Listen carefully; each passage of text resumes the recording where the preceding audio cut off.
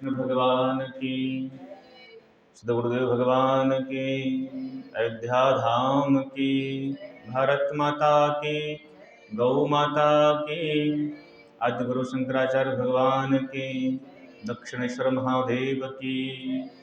नमः पार्वती पतये, हर हर महादेव शंभु।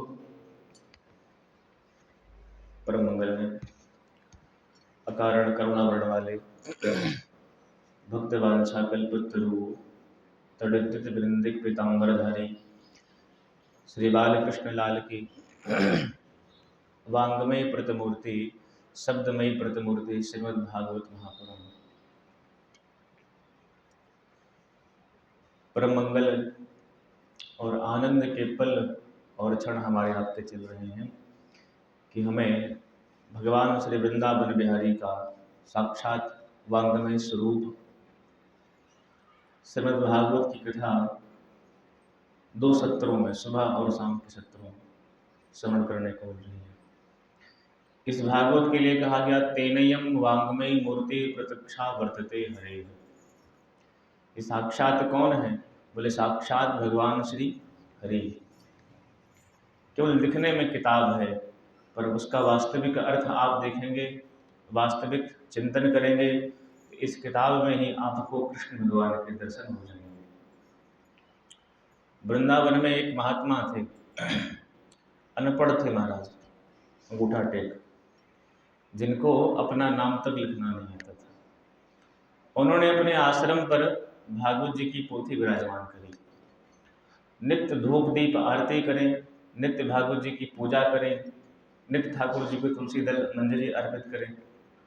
कुछ बाहर से पढ़े लिखे लोग आए दर्शन करने के लिए, बोली महात्मा जी की कुटिया है, चलो यहाँ भी ठाकुर जी होंगे, दर्शन कर लें। वहाँ गए तो क्या देखते हैं कि भागवत जी विद्यमान है, कोई विग्रह नहीं है भगवान का, बस वही भागवत जी हैं। उन्हीं की जो महात्मा जी हैं प्रेम से सेवा करते हैं, तुलसी मंजरी भोग लगाते हैं और प्रेम से भगवान श्री राधा माधव के नाम का कीर्तन करते हैं। लोगों ने कहा बाबा आपने आश्रम में भागवत जी को विराजमान करके रखा है और आप अंगूठा टेको, अपना नाम तक लिखना नहीं आता, तो भागवत जी के श्लोकों का पाठ कैसे करते हो, किस तरह से पाठ करते हैं?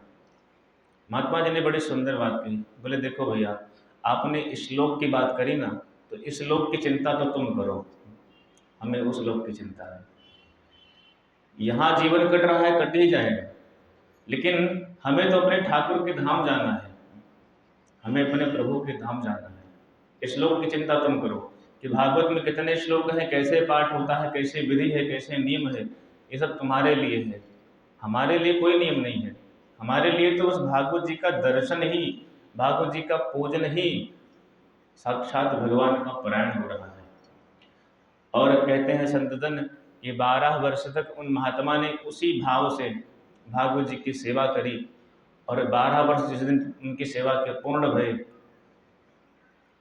उसी दिन इस भागवत के टीका में से साक्षात श्री राधा माधव प्रकट हुए हैं।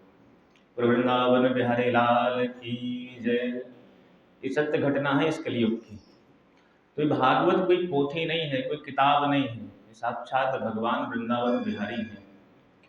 मन वचन कर्म को एकाग्र करके सुना जाए तो आपको भगवान का ही दर्शन प्राप्त होता है। इस कथा में कल हमने श्री नारद जी के द्वारा सुना कि सनकादिक ऋषियों से कहते हैं महाराज कलयुग में कोई हमें दिखाई नहीं पड़ा, न योगी नैव सिद्धो व न ज्ञानी सत्क्रियो न रहा। न कोई योगी है, न कोई सिद्ध है, न ज्ञानी है, न सत्क्रियों में लगा हुआ कोई मनुष्य दिखाई पड़ रहा है। कोई व्यक्ति मुझे संसार में अच्छा दिखा ही नहीं। हर जगह कली का ही प्रभाव है। फिर मन में मेरे विचार आया, यामनम तटमापन्नो यत्र लीला है, जहाँ भगवान श्री कृष्ण के लीला भई है उस वृंदावन में चलते हैं, शायद वहाँ कुछ शांति मिले। पर नारद जी कहते हैं महाराज हम वहाँ आए तो वहाँ हमने एक आश्चर्य और देखा। क्या देखा भैया? बोले हमने वहाँ पर देखा कि एका तो तरुणी तत्र निषन्ना खिन्न मानसः। एक तरुण युवती यमुना जी के किनारे बैठकर रो रही है और उसके बगल में दो वृद्ध पड़े हुए हैं। उसके बगल में दो वृद्ध जो है पड़े हुए हैं, अनेकों सुंदरियां उसको पंखा झल रही हैं। हमने उस सुंदरी को देखा तो इच्छा भई कि पूछूं कि क्या कष्ट है, क्यों रो रही है।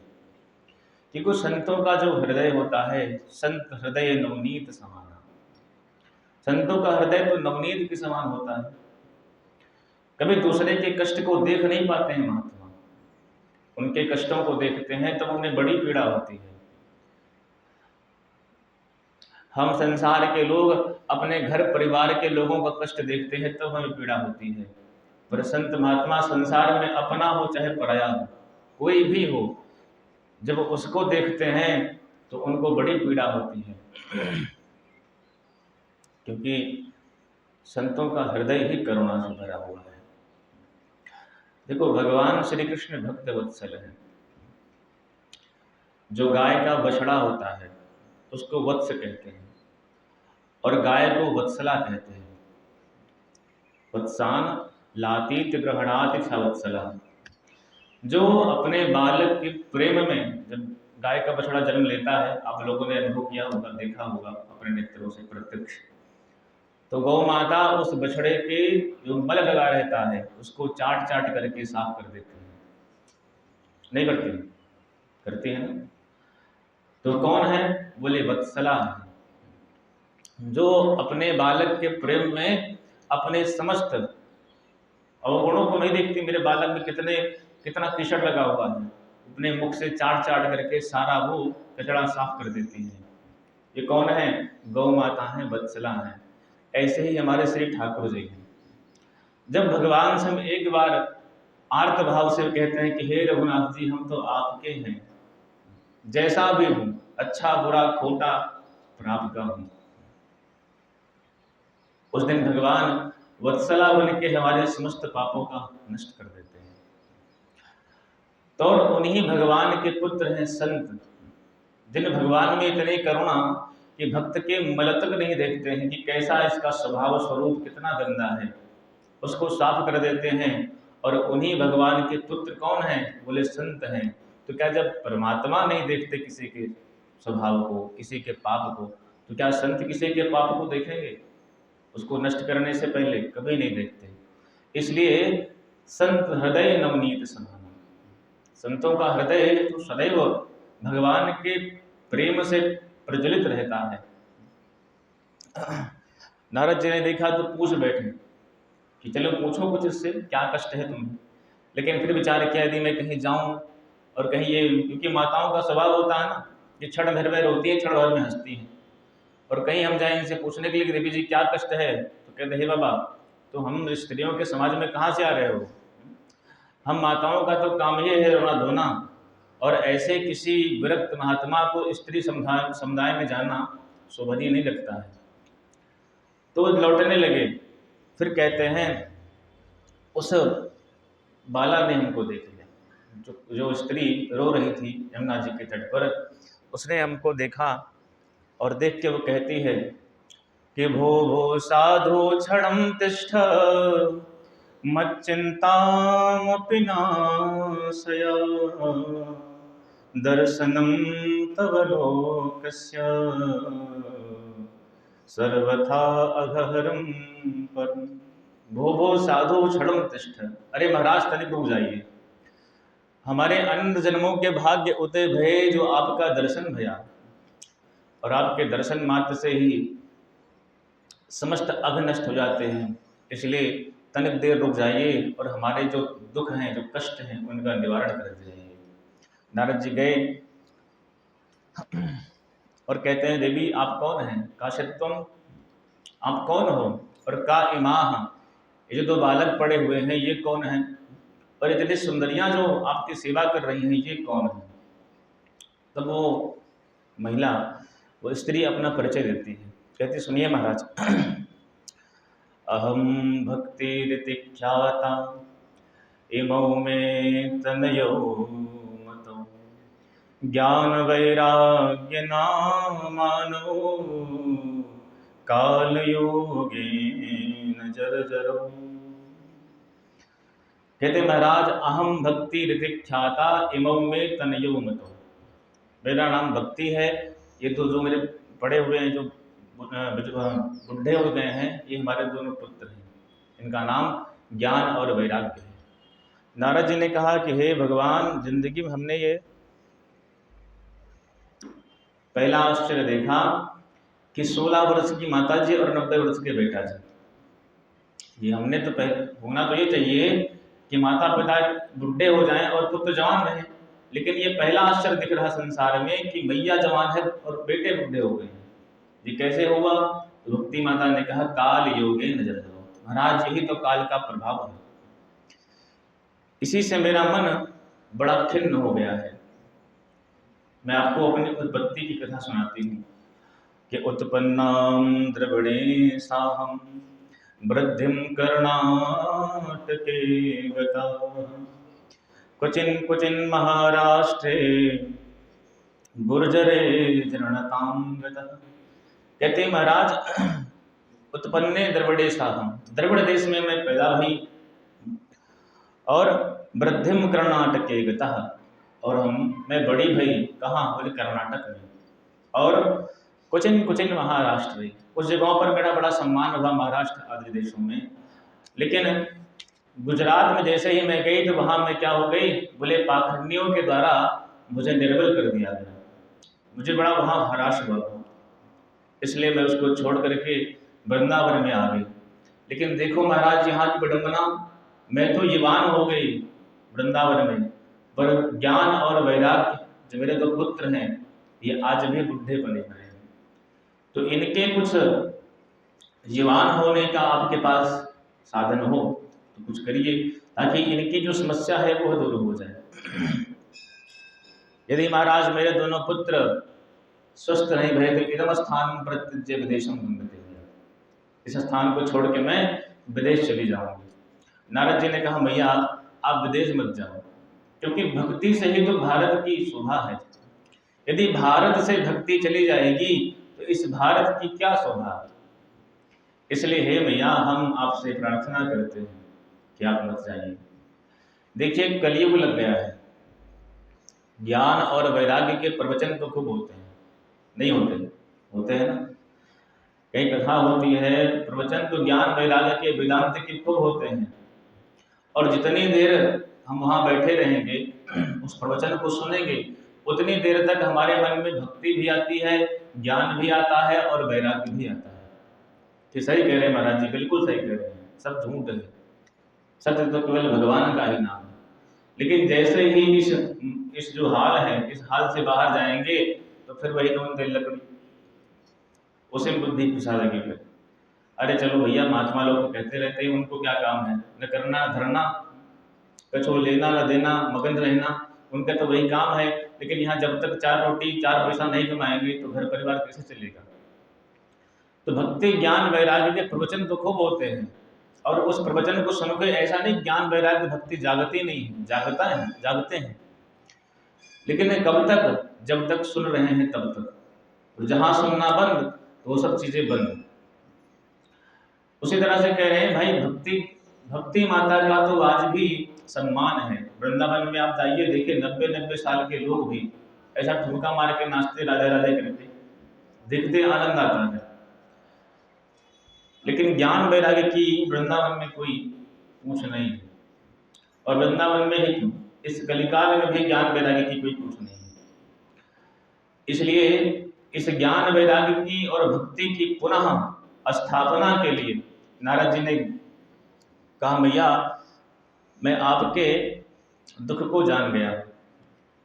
क्या जान गए नारद जी भाई? दुख को, उनके दुख के कारण को क्या जाने? बोले भक्ति कहाँ प्रकट भई? तो कहते हैं कि भक्ति प्रकट भई है द्रविड़ देश में। उत्पन्ना द्रविड़म साहम वृद्धिम कर्णाटके दया सुधा। उत्पन्न कहाँ भई? द्रविड़ देश में। ये द्रविड़ देश क्या है? संतजन कहते हैं वाक गदगदा द्रवदय चित्तम। हमने भगवान की कथा सुनी और सुनने मात्र से हमारा चित्त जो है द्रवित हो गया, पिघल गया। हम देखो हमारा चित्त जो है पिघलता कब है? जब हम या तो अति सुख देखेंगे तब मन पिघलेगा, या तो अति दुख देखेंगे तब मन पिघलेगा। तो जब हमने भगवान की कथा सुनी, संतों के मध्य में बैठ करके खूब मन लगा करके कथा सुनी, तो हमारा चित्त जो है पिघल गया, और जहां पिघला तो भक्ति का प्रवेश हो गया। चलो भक्ति का प्रवेश तो हो गया, अभी छोटी सी कन्या है, बिटिया है, भक्ति कैसे बढ़ेगी? बोले वृद्धिम कर्नाटके गता। ये कर्नाटक क्या है? इन कर्णपुटों से भगवान की जब कथा सुनते हैं तब वो भक्ति क्या होती है? बढ़ती है। वृद्धिम कर्नाटके गता। इन कानों से जब भक्ति सुनते हैं, कथा सुनते हैं भगवान की, तो जो छोटी सी भक्ति हमारे हृदय में प्रकट हुई है, वो भक्ति धीरे धीरे क्या होती है? पल्लवित होती है, पुष्पित होती है, बढ़ती रहती है। ये रहस्य श्री नारद जी महाराज ने कहा, और कहते हैं मैया हम तो ये जानते हैं कि इस कलियुग ने समस्त साधनों को बाधित कर दिया है, पर धन्य है ये वृंदावन, कि धन्यम वृंदावनम तेन भद्र नृत्यति यत्र च। ये वृंदावन धन्य है कि जहाँ नृत्य ही भक्ति नृत्य कर रही है, नाच रही है। ऐसी सुंदर भूमि वृंदावन है। और नारद जी कहते हैं कि माँ आप चिंता ना करो, जब तक यह हरि का दास नारद आपको जन जन में स्थापित ज्ञान वैराग्य संग में नहीं कर देगा, तब तक मैं शांति से बैठूंगा नहीं। तदा नाहम हरिर्दासो लोके त्वं ना प्रवर्तते। जब तक जन जन में आपको मैं स्थापित नहीं कर दूंगा, तब तक यह नारद शांति से बैठेगा नहीं। इसलिए आप निश्चिंत हो जाइए। जब यह आश्वासन दिया नारद जी ने भक्ति माता को, तो प्रसन्न हो गई हैं, और बड़े प्रमुदित मन से भक्ति माता ने नारद जी की महिमा गाई है। जयते जगति मायां यस्य कायाधवस्ते, वचन रचन में कम केवलम चाकलेय।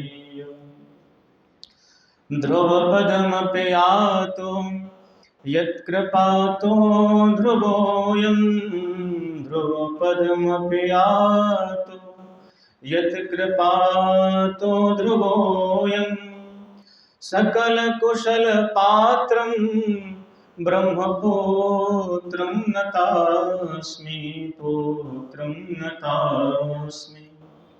जयति जयति माया। हे नारद जी आपकी जय हो। आपके ही कृपा से कयाधु नंदन प्रहलाद भगवान श्री हरि को प्राप्त कर लिए। आपके ही कृपा से ध्रुव पद्म पेयातो यत्कृपातो ध्रुवोऽयं। ध्रुव जी महाराज उस अचल पद को प्राप्त कर लिए जिस पद से दोबारा उनको कोई नीचे गिरा सकता नहीं है। ऐसी कृपा हमारे इन बालकों पर भी करो महाराज, ताकि हमारे बालक भी स्वस्थ हो जाए। नारद जी ने कहा वृथा खेद से बाले अहो चिंता तुरो प्रथम। अब निश्चिंत हो जाओ, चिंता मत करो, मैं तुम्हारे इन दोनों बच्चों को स्वस्थ करने का पूरा प्रयत्न करता हूँ। और क्या किया? नारद जी कहते हैं हे भक्ति मैया, आप जिस घर में प्रवेश कर जाती हो, चाहे वो सूरदास का घर हो, चाहे रैदास का हो, चाहे रहीम का हो, चाहे रसखान का हो, चाहे मीरा का हो, तुलसी का, किसी का भी हो, जहां भक्ति पहुंच जाती है भगवान को वहां पहुंचना ही पड़ता है। और इस त्रिलोकी में धन्य कौन है? इस त्रिलोकी में जिसके पास सबसे अधिक धन संपदा है वो धन्य नहीं है, जिसके पास अधिक परिवार है वो धन्य नहीं है, जिसके पास संसार की सत्ता है वो धन्य नहीं है। धन्य कौन है? बड़ी सुंदर बात कह रहे नारद जी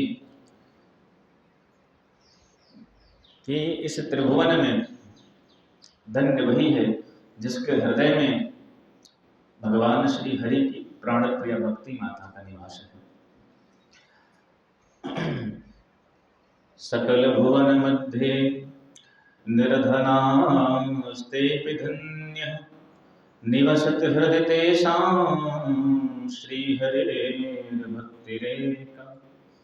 हरिरपि निजलोकं सर्वथा तो विहाय, निवसति हृदि तेषां भक्तिसूत्रोपनद्धा। सकल भवन मध्य निर्धनास्ते तेपि धन्य। इस त्रिभुवन में धन्य वही है जिसके हृदय में भगवान की भक्ति है। और जहाँ भगवान देखते हैं जिसके हृदय में भक्ति माता को, तो ठाकुर जी स्वतः आके वहां पर उस भक्त के हृदय में विद्यमान हो जाते हैं। ऐसी सुंदर महिमा गाई है भक्ति माता की। और नारद जी महाराज ने कहते हैं कि हे भैया आप निश्चिंत हो जाइए, श्री कृष्ण चरणाम भोजम दुखम गमिष्यति। भगवान श्री कृष्ण के चरण कमलों का स्मरण करो माता जी, दुख अपने आप ही भाग जाएंगे। जितने दुख के कष्ट हैं वो सब खत्म हो जाएंगे। क्यों?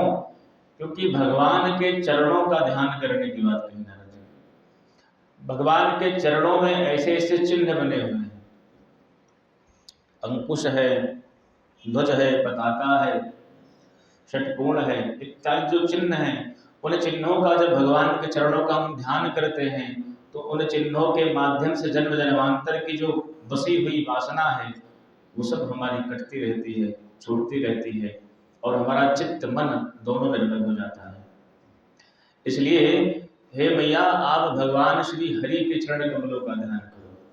कभी हमारे आपके जीवन में कष्ट आए, संसार का कभी ध्यान मत करो, संसार की तरफ कभी जाओ ही मत। एक भगवान के ही नाम का, उनके ही चरण कमलों का आश्रय ले लीजिए, सारे दुख सारे कष्ट स्वतः निकल जाएंगे। नारद जी महाराज ने उपचार करना प्रारंभ किया है और क्या करते हैं, कहते ज्ञानम प्रबोधिताम शीघ्रम रे वैराग्य प्रबोधिताम। अरे ज्ञान, अरे वैराग्य जाग जाओ कि वेद वेदांत घोषैश्च गीता पाठे मुहुर्मुहुः।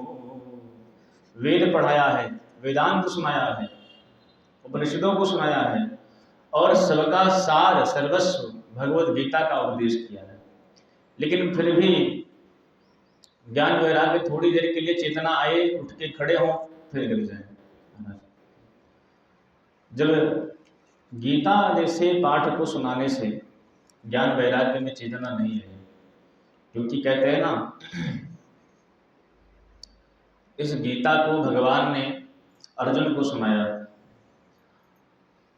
अर्जुन को बनाया बछड़ा, और बछड़ा बना करके भगवान ने इस गीता रूपी जो सार है, इस दुग्ध को अर्जुन के मुख में भगवान ने इसको दुहा है। लेकिन भगवान गीता की महत्व में कहते हैं कि सर्वोपनिषदो गावो दुग्धा गोपाल नंदनः पार्थो वत्सा सुधीर भोक्ता दुग्धम गीतामृतम महत्। इस गीता के ज्ञान को, ब्रह्म विद्या को कौन पचा पाएगा? बोले जो कैसे हैं, पार्थो वत्स सुधीर भोक्ता, जिनकी बुद्धि सुधीर है, जो सुंदर धीर बुद्धि वाले हैं, वही इस ब्रह्म ज्ञान रूपी गीता को पचा सकते हैं। अन्यथा पढ़ने वाले तो बहुत हैं, पर गीता के वास्तविक अर्थ को समझना बड़ा कठिन है, बहुत क्लिष्ट है। भगवान की वाणी है साक्षात। देखो, भागवत, श्रीमद् भागवत में और श्रीमद् भगवत गीता में दो अंतर हैं। गीता को स्वयं भगवान ने बोला है अपने मुख से और विस्तार से बोला है 700 श्लोकों में, और भागवत बोले, भागवत भी भगवान ने चतुश्लोकी भागवत के रूप में अपने मुख से ही बोला है। अंतर क्या है दोनों में? बोले गीता जो है भगवान ने विस्तार से, सूत्रात्मक ढंग से नहीं बोली है, विस्तार से बोली है, पर भागवत को 4 श्लोकों में सूत्र रूप में भगवान ने अपने मुख से बोला है। उस सूत्र का विस्तार, चतुश्लोकी भागवत का विस्तार ही ब्रह्मा जी ने, व्यास जी महाराज ने किया है। तो भागवत जो है, भगवत गीता जो है भगवान के मुख से निश्रित है, और भागवत भी भगवान के मुख से निश्रित है, पर भागवत जो है वो सूत्रात्मक रूप में है 4 श्लोकों में, और उसी का 18,000 श्लोकों के रूप में विस्तार किया गया है। श्री नारद जी महाराज ने अनेकों प्रयास कर डाले, जब नहीं जगे ज्ञान वैराग्य, तब उनको चिंता बनी कि अब क्या करें। हमारे पास जितनी दवाई थी, इतने हैवी डोज हमने इनको दे दिए, वेद पढ़ाया, वेदांत पढ़ाया, गीता पढ़ाया, सब कुछ पढ़ाया, सुनाया, लेकिन तब भी नहीं जागे। तब नारद जी को चिंता हुई कि अब क्या करें, लगता है हमारा प्रण जो है वो मिथ्या हो जाएगा। तब उसी समय आकाशवाणी हुई है कि व्योमवाणी तदैवाभूम मारिषे खिद्यतामिति उद्यमः सकलास्तेयं भविष्यति न संशयः। अरे नारद जी, आप उद्यम करो। नारद जी ने कहा, इतने देर से हम क्या कर रहे हैं? वेद पढ़ाया, वेदांत सुनाया, गीता सुनाया, ये उद्यम नहीं है क्या? बोले सत्कर्म कीजिए, उद्यम कीजिए। तो बोले वो सत्कर्म कैसा होगा, कौन सा सत्कर्म करें जिससे ज्ञान वैराग्य सुस्त हो जाए? तब आकाशवाणी ने कहा किसी महात्मा से पूछो। अब नारद जी और परेशान थे ना, तो आकाशवाणी में वाणी ने पूरी बात बताई कि फला महात्मा के पास चले जाओ, तुम्हारी जो कष्ट है उसका उत्तर तुम्हें मिल जाएगा। बस ये कह रहे हैं कि कोई महात्मा से पूछो। अब किस महात्मा से पूछे? क्योंकि नारद जी अपने आप में इतने बड़े महात्मा हैं कि जिनके ध्रुव और प्रहलाद जैसे शिष्य हों, त्रिलोकी में जिनकी गति हो बेरोक टोक। नारद जिससे पूछते हैं कि भैया सत्कर्म किसे कहते हैं, तो सारे महात्मा हाथ जोड़ लेते हैं। नारद जी काहे को मजाक कर रहे हो भैया, क्यों मजाक करते हो हमसे? त्रिलोकी के सबसे अधिक घूमने टहलने वाले आप हो, और आपको ये नहीं पता सत्कर्म किसे कहते हैं। सब लोग कुछ तो भगवान बात टाल दिए, कुछ ने कहा कि हमारा मौन व्रत है, और कुछ ने कहा महाराज जी आश्रम पर है ही नहीं। आते हुए देखा तो बता दिया, शिष्यों से कह देना कि महाराज जी नहीं है, कहीं गए हैं, बाद में आना। अब नारद जी महाराज सोच रहे हैं कि क्या करें, बिल्कुल परेशान हो गए नारद जी। तब विचार किया कि अब हम चलते हैं बद्री विशाल, भगवान नर और नारायण से पूछेंगे कि सत्कर्म किसे कहते हैं। तब वहां पर जब जाने लगे तब उन्हें कौन मिले थे? सनक, सनंदन, सनातन और सनत कुमार। नारद जी ने कहा, भैया हम भगवान नर और नारायण को खोज रहे थे, लेकिन बीच में आप मिल गए। अब हम आपसे पूछते हैं कि सत्कर्म किसे कहते हैं। सनकादिक ऋषियों ने कहा कि बस इतनी सी बात के लिए इतने परेशान हो रहे हो? बोले अरे इतनी सी बात? बोले भाई छोटी सी बात के लिए इतना परेशान नहीं होते। बोले फिर? सनकादिक ऋषियों ने कहा कि मां चिंतां कुरुदेवर्षि हरसं चित्ते समावह उपाय सुख साध्योत्र वर्तते पूर्व एव ही। मैं सुख साध्य उपाय बता रहा हूं, इसलिए चिंता ना करो नारद जी, हम बताते हैं आपको सत्कर्म कौन सा है। बोले बताओ महाराज। बोले श्रीमद्भागवतालापा सत्वगीत सुकादिभिः। इस सुखदेव जी के द्वारा प्रकट किया हुआ श्रीमद् भागवत महापुराण ही वो सुंदर उपाय है जिसको श्रवण करने मात्र से भक्ति ज्ञान वैराग्य तीनों स्वस्थ हो जाएंगे। नारद जी ने कहा महाराज शंका होती है। काय की शंका भाई? बोले हमने वेद सुनाए, उपनिषद सुनाई, गीता सुनाया, उनसे जब स्वस्थ नहीं भे तो बड़ा भागवत सुनने से क्या स्वस्थ हो जाएंगे? सनकादिक ऋषियों ने कहा महाराज जिस तरह से आम में बड़ा रस होता है, बड़ा मीठा होता है, अब कोई व्यक्ति कहे कि जब आम में इतना रस है, इतना मीठा है, तो इसके वृक्ष में कितना रस होगा? तो फल छोड़ करके वृक्ष कोई काट के चबाने लग जाए तो रस मिलेगा? कभी नहीं मिलेगा। रस तो फल में ही आएगा।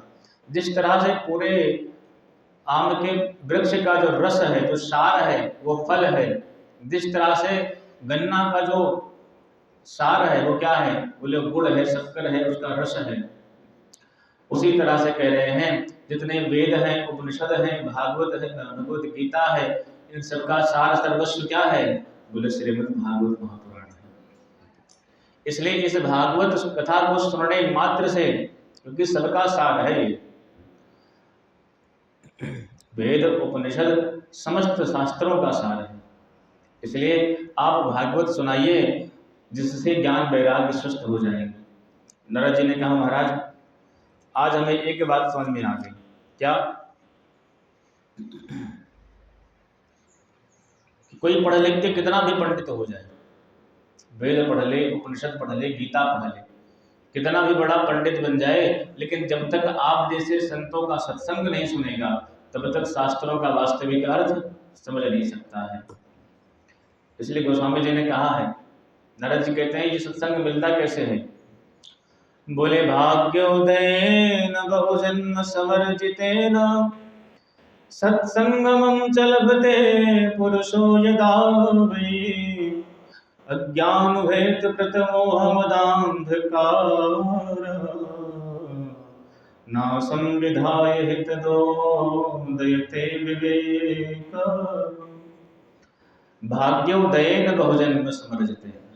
अनंत जन्मों के जब भाग्य उदय होते हैं तब यह सत्संग प्राप्त होता है।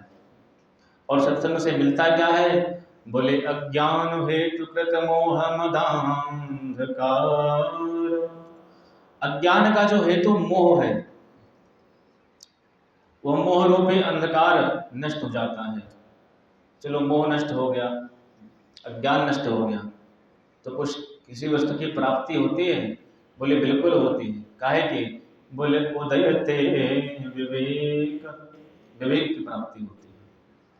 यहाँ ऐसा कोई व्यक्ति नहीं है जिसके पास विवेक ना हो।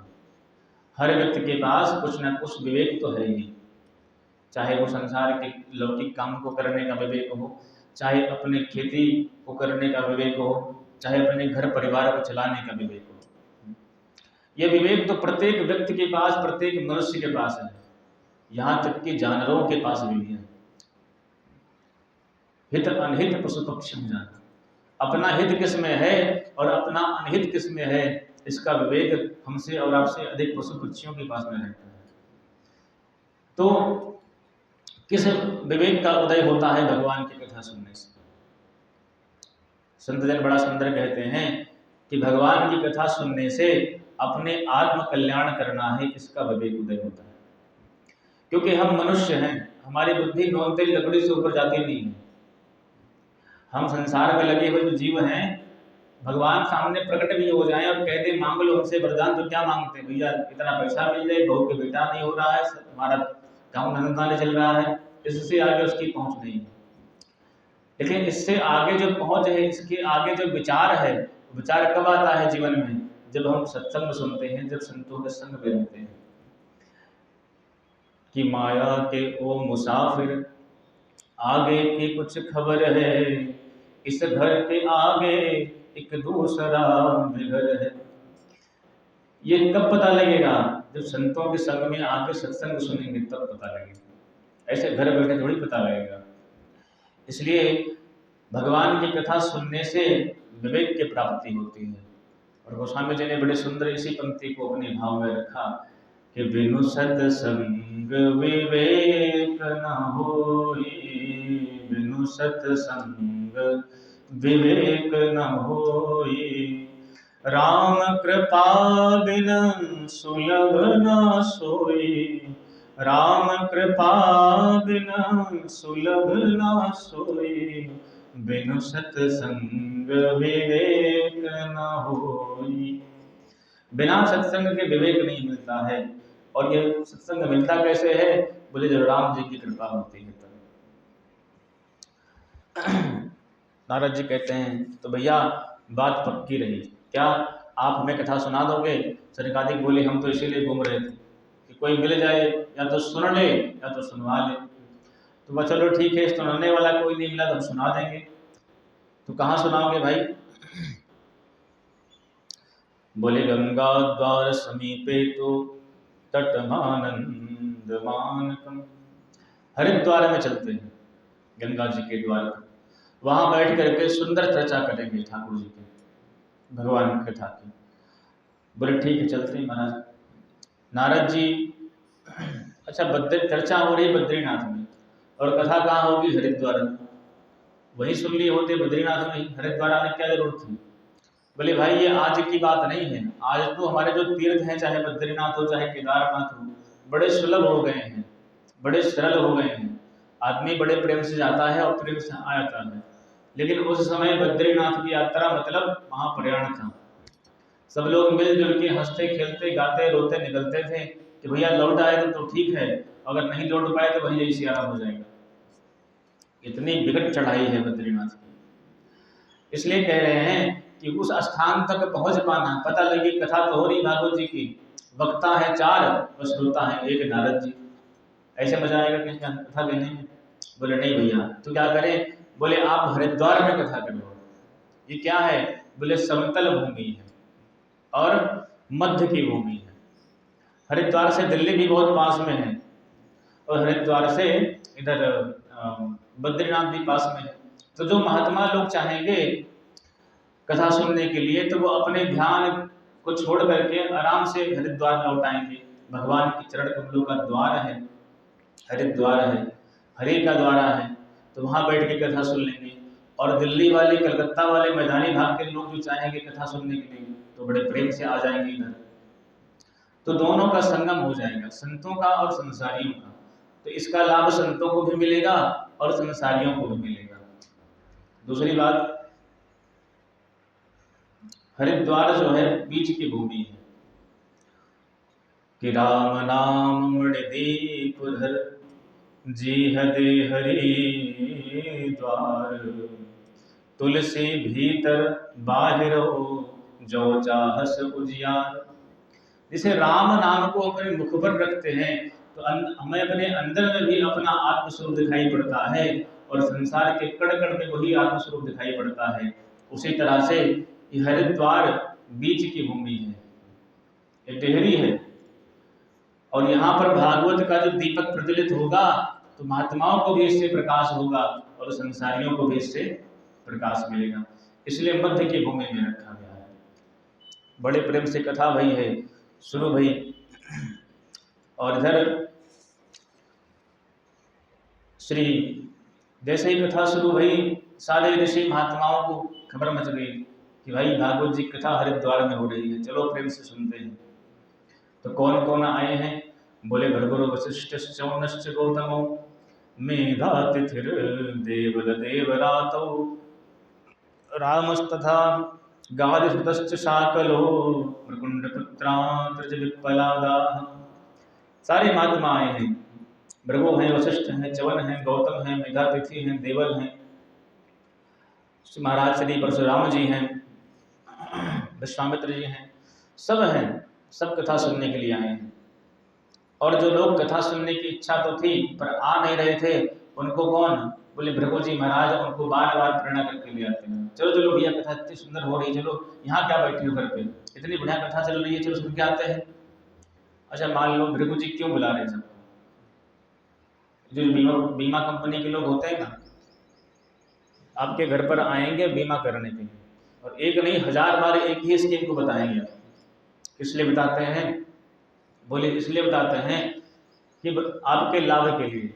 अरे भाई हम करवाएंगे तो लाभ हमको मिलेगा, तो हम लाभ लें चाहे ना लें, तुम्हें काहे पड़ी है? तुम अपना इतना क्यों हमारे पीछे समय बर्बाद कर रहे हो, 10 चक्कर घर का हमारे लगाते हो।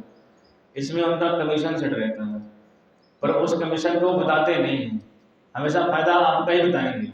महाराज एकदम बढ़िया फायदा है, ऐसी सुंदर स्कीम आई है, एक बार ले लीजिए, योगक्षेमम महम्यम।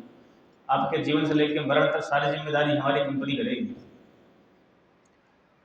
तो उसी तरह से कह रहे हैं भाई भृगु जी, इनका जैसे कमीशन सेट होता है बीमा कंपनी वालों का, वैसे ही भगवान ने संत और महात्माओं को एक कमीशन दे रखा है।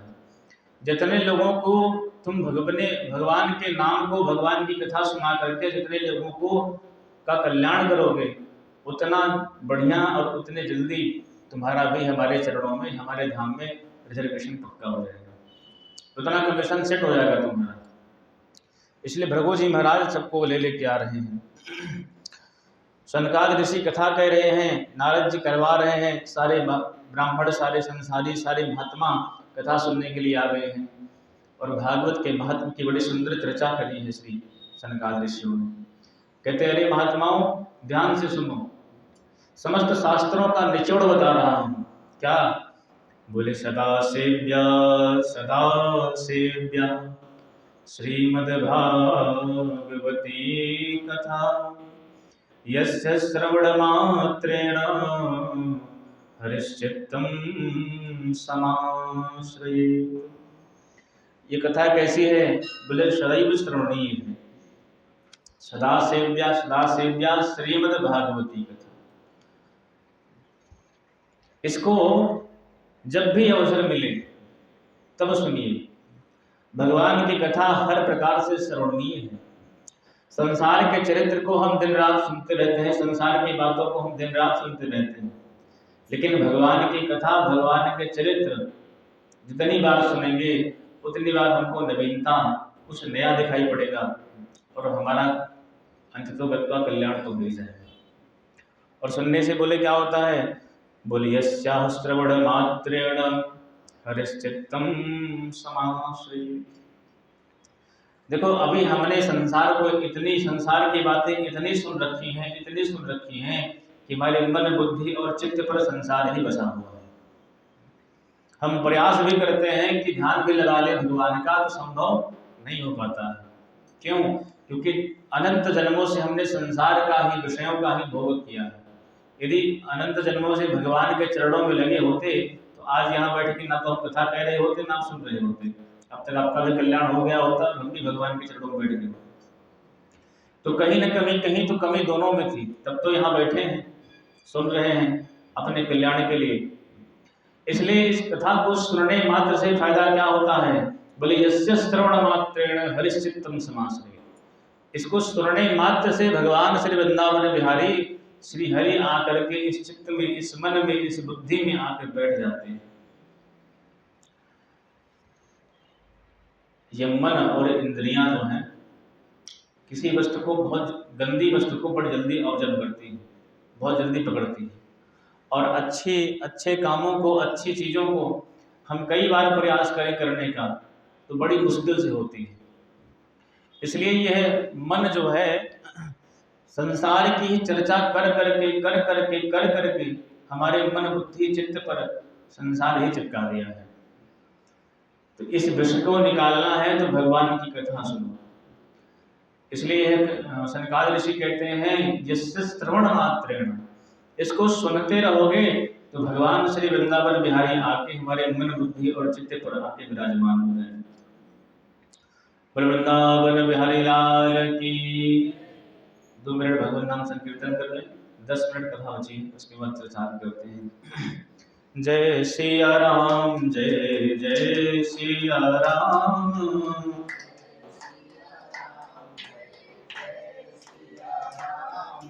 जय सिया राम, जय जय सिया राम,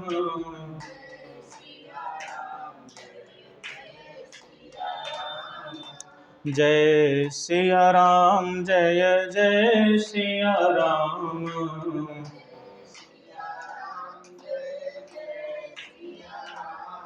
हाँ जय सिया राम, जय जय सिया राम,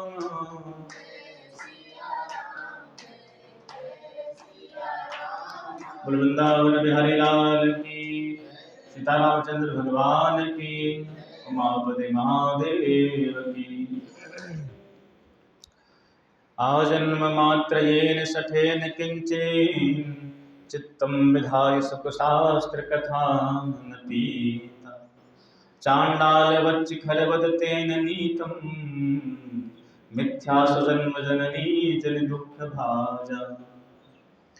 सनकादिक ऋषि कहते हैं कि नारद जी, जिस व्यक्ति ने मानव शरीर प्राप्त करके भगवान की कथा मंगल नहीं सुनी, वो कैसा है?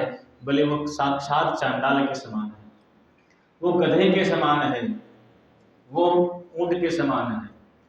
नारद जी ने कहा महाराज इतनी गाली आप दे रहे हो? बोले हम नहीं दे रहे हैं। फिर बोले एवं विदन्ति देव समाज मुख्या, ये देवताओं का मुख्य समाज गाली दे रहा है इन मनुष्यों को कि अरे सठ मनुष्यों, इतनी सुंदर भगवान की कथा मिल रही है, हम अमृत लेकर के गए सुखदेव जी के पास भागवत सुनने के लिए, पर अमृत लेके भी भगवान की कथा हमको नहीं मिली। और इन मानवों को, इन मनुष्यों को फ्री में मिलती है, लेकिन फिर भी सुन नहीं पाते हैं। कहते हैं जिस मनुष्य ने भगवान मानव शरीर प्राप्त करके भागवत जी की कथा नहीं सुनी, उसने केवल और केवल अपनी माँ को प्रसव पीड़ा देने के लिए जन्म लिया है। बड़ा सुंदर वहां पर सनकादिक ऋषियों ने महात्मा गाया है। और अभी महात्मा की चर्चा हो ही रही थी, उसी मध्य में एक चमत्कार हुआ है कि जो भक्ति ज्ञान वैराग्य वृद्ध हो गए थे, कहाँ? वृंदावन के तट पर, यमुना जी के किनारे, वही भक्ति ज्ञान वैराग्य भागवत जी के महत्व से ही स्वस्थ हो गए हैं। भक्ति सुतो तो तरुणों गृहीत्वा प्रेमैक रूपा सहसा विरासिता।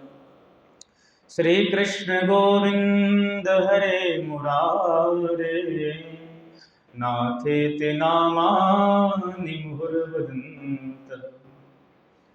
कहते हैं भक्ति सुतौ तो तरुणों गृहीत्वा, भक्ति माता अपने दोनों पुत्रों के संग में स्वस्थ हो गई हैं और उन समस्त श्रोता समुदाय के मध्य में आके विराजमान हो गई।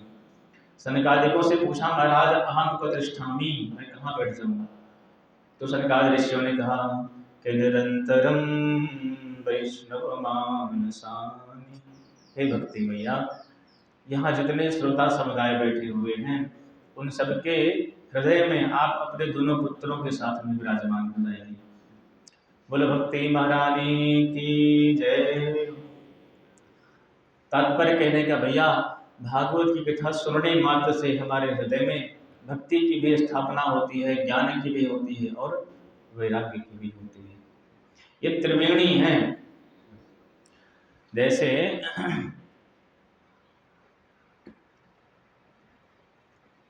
कोई स्त्री है, वो पुत्रवती नहीं है, तो उसके स्त्रीत्व पर लोग चिन्ह उठाते हैं कि भाई इसके कोई बेटा नहीं है, ये तो बांझ है।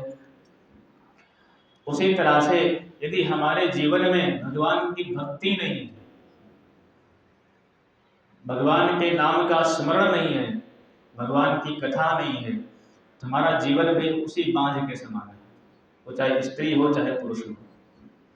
ये जीवन सफल कब होगा? बोले जब हृदय में भगवान के प्राण प्रिया भक्ति माता का निवास हो जाएगा। और तब क्या होगा? बोले जहाँ भक्ति होगी वहाँ पुत्र तो स्वतः आ जाएंगे, वहाँ पुत्र भी आएंगे ही आएंगे। और जब माता और पुत्र वहां पर हैं तो भगवान कहीं दूर थोड़े रहेंगे, भगवान भी वहीं आके विराजमान हो जाएंगे। इसलिए भक्ति माता उस श्रोता समुदाय के मध्य में आकर के विराजमान हो गई हैं।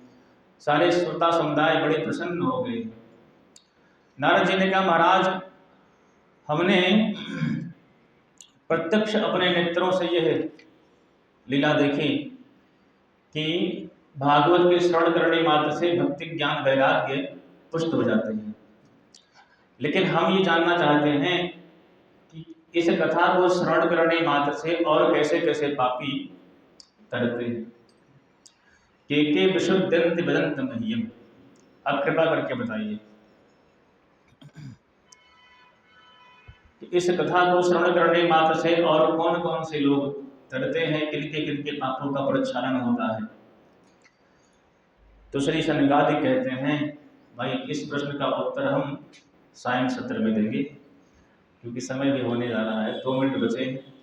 तो एक बढ़िया से आप लोग कीर्तन कर लीजिए भगवान के नाम का, उसके बाद हम चलते हैं। ब्रज के नंदलाला श्री राधा जी के सांवरिया, सब दुख दूर हुए जब तेरा नाम लिया। ब्रज के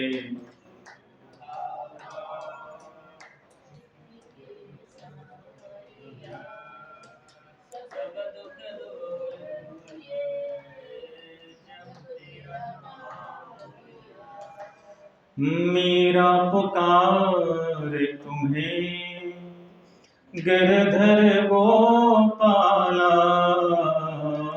मेरा पुकारे तुम्हें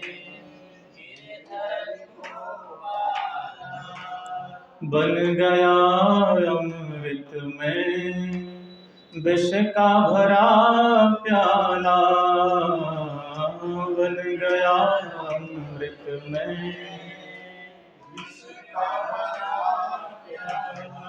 हाँ विष का भरा प्याला कौन मिटाए उसे, जिसे तूने राख दिया सब दुख दूर हुए, जब तेरा नाम लिया। ब्रज के नंद लाला राधा जी के सांवरिया, सब दुख दूर हुए, जब तेरा नाम लिया। सब दुख दूर हुए, जब तेरा नाम लिया। देखो भैया, भगवान के नाम से ही समस्त दुखों का नाश होता है। इसलिए नाम इस कलियुग में जब तक साधन कुछ नहीं है, एक भगवान का नाम ही सार्थक है। यही कलिकाल न साधन दूजा, जोग जग जप तप व्रत पूजा। राम ही सुमरिए गाइए राम ही, संतत सुनिए राम गुण ब्राह्मण। एक भगवान का नाम, भगवान की कथा ही इस कलियुग में सत्य है। बाकी सब कुछ असत्य तो नहीं कह सकते हैं, सबका अपना अपना अस्तित्व महत्व है। लेकिन मूल बात समझ लीजिए आप। हम अभी आज कल ही सुन रहे थे प्रेमानंद जी महाराज को, तो बड़ी सुंदर बात कह रहे थे। भाई एक बात पकड़ लीजिए, चाहे आप ज्ञान वेद पढ़ो, उपनिषद पढ़ो, गीता पढ़ो, पुराण पढ़ो, अंत में आपको नाम को पकड़ना ही पड़ेगा। अंतिम जो सीढ़ी है वो नाम ही है। कि चारों वेद ढंढोल के अंत कहोगे राम। चारों वेद ढंढोलना मतलब खंगारना। आप चारों वेद पढ़ लीजिए, कंठस्थ कर लीजिए, उसके ज्ञाता बन जाइए, लेकिन अंत में भी किसी महात्मा के पास जाओगे तो क्या कहेंगे? बेटा राम राम करो तभी कल्याण है। वेद पढ़ने से कल्याण है। वेद पढ़िए, कंठस्थ कीजिए, खूब कीजिए, खूब ज्ञान अर्जित कीजिए, लेकिन भगवान के नाम के प्रति, भगवान की कथा के प्रति सदैव शरणागत रहिए। यही जीवन में अपने कल्याण के लिए मूल सीढ़ी है। जो व्यक्ति इसको भूल जाएगा वो किसी भी काल में अपना कल्याण नहीं कर सकता है। वृंदावन बिहारी लाल की जय। श्रीमद् भागवत महापुराण की जय। सदगुरुदेव भगवान की जय। भक्त बलवंत हनुमंत लाल की। दक्षिणेश्वर महादेव की। और गुरु शंकराचार्य भगवान की। गौ माता की। भारत माता की। अयोध्या धाम की। कनक भुवन बिहारी बिहारणी जो की। रामलला सरकार की। श्री ओ मैया की। हनुमानगढ़ी हनुमान जी महाराज की। राधा कृष्ण भगवान की। नमः पार्वती पते। हर हर महादेव शंभो। हरि ओम तत्सत।